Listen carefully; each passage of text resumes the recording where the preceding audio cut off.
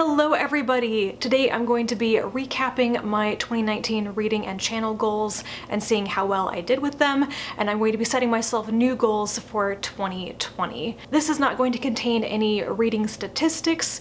I do a separate end of the year reading statistics video that will be out in January when I know that I'm done reading in 2019. First, let us take a look at what I achieved or failed to do with my 2019 goals. First up, I kept on track with making quarterly update videos. This is kind of part of that, and I'm basically done for the year. I made more than 14 review videos. In fact, I'll have made 19 or 20 by the end of the year and by the end of Vlogmas. I stayed within my $750 book buying budget for the year. I think I have $7 or $8 left in that budget as of right now. I did buy 2 books yesterday, but one of them I'd already read. I met my goal of reducing my physical TBR to 50 books. Now, while I'm filming this, I don't actually know if I'll get any books for Christmas or not. That will obviously make my TBR number go up a little bit, but currently I'm sitting at 45 books, so if I get a couple for Christmas, I should still be under the 50 mark. And I did have some sub-goals, I think, some milestones within this major goal of reducing my TBR. Most of those sub-goals were about reading all or most of the physical and digital books that I'd bought in various different years. I disregarded all of those milestones in favor of just focusing on reducing my physical TBR, which I'm glad that I did. That took a lot of effort and I did not have time to be doing anything else. I did not read much short fiction during most of 2019, so that's the one goal that I failed at. And lastly, I did complete my Clark Award project, and now I'm ready to go on to other reading projects. Overall, I am very happy with what I achieved in 2019. I just feel like my biggest success is actually finally making progress and getting my physical TBR down.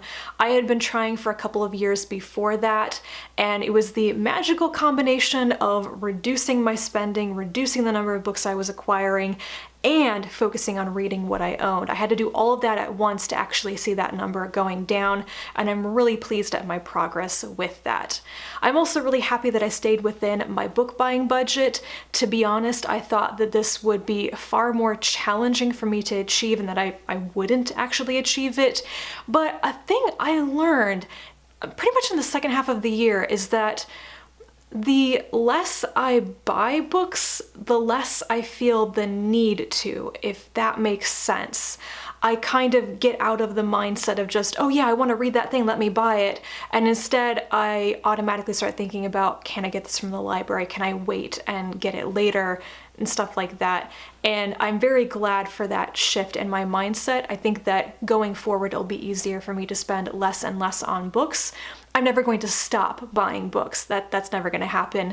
But I'm very happy with the results and just minimizing my book buying somewhat and some of the positive effects and like trickle down effects of that. And also overall, I think that all of these things combined to make me happier with my TBR and happier with my book collection. I do feel like my reading suffered a little bit. I was really forcing myself to read books that had been on my shelves for years. Many of them I wasn't as interested in, and I think that I did see that I enjoyed reading what I had owned less than I wanted to. I didn't discover that many books from my shelves that were just favorites of the year or anything. And that just tells me that there's kind of a window for acquiring a book and reading it and really enjoying it. So I've had things on my shelves for 2, 3, 4, or even 5 years, and I've moved on as a reader. So making myself read those things now, I'm just less likely to enjoy them. So once again, I'm really excited about the future and having a smaller TBR and being able to get to things as soon as I acquire them, either from the library or things that I buy.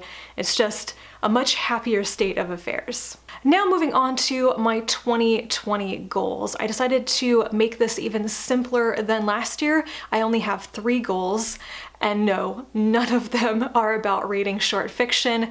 I'm letting myself off the hook for that one and hoping that it will happen more naturally as a side effect of some of these other goals. So my first goal for 2020 is to stay within a $600 book buying budget. This is $50 per month. Now, I chose this number for two reasons, basically. One, it's slightly lower than last year's budget, and I'm trying to just slowly decrease my book buying, that budget, so that I'm happier with it as a percentage of my disposable income, let's say. But also, $50 per month is something I think I can kind of depend on my Patreon income for. So big shout out to all my Patreon supporters. You guys are awesome. I was not expecting that at all. I kind of spur of the moment launched my Patreon page in the middle of 2019, and I've been just blown away at the generosity of many of you. You guys are awesome. So yeah, I really like the idea that my book buying should basically be covered by my Patreon income, because that means essentially my hobby is paying for itself, and that is pretty much all I think I can ask for at this point. And this ties in with the next goal, which is to get my physical TBR down to 20 books and to read 80% of what I acquire in 2020 within the year. My hope basically is that I'll get my physical TBR down permanently, definitively, to a single shelf of books, and then I might somehow get closer to where I used to be with really not having many unread books at all. Before I discovered BookTube, I had less than 5 unread books in my house. I don't think I'll ever return to less than 5, but the closer I am to that, the happier I am. And also, I'm hoping that a kind of a side effect of this, of having fewer books on my shelves making me feel guilty, that I will just naturally make more time for reading short fiction and reading books from the library and stuff, which are both things that I want to do more frequently. And my last goal is to start 2 new reading projects. I want to start a project for reading the SF Masterworks, which is a line of science fiction titles from Gollancz, which is a UK publisher. And I also want to start reading the Otherwise or Tiptree Award winners. This is a project I've wanted to do for years. I've been very interested in the Tiptree Award, and now I want to launch a project in the middle of the award changing its name, and I don't know what to call it most of the time. It's still branded Tiptree, but it will become the Otherwise Award eventually. So yes, I've really wanted to read more of those books, and I think it will be a really fun project to just read all of those award winners. And the SF Masterworks project is the more complex one. This is a project I need to kind of define exactly what I want to do a bit more clearly for myself. There are, I think, about 170 titles in the SF Masterworks line, and I've read about 55 or 60 of them.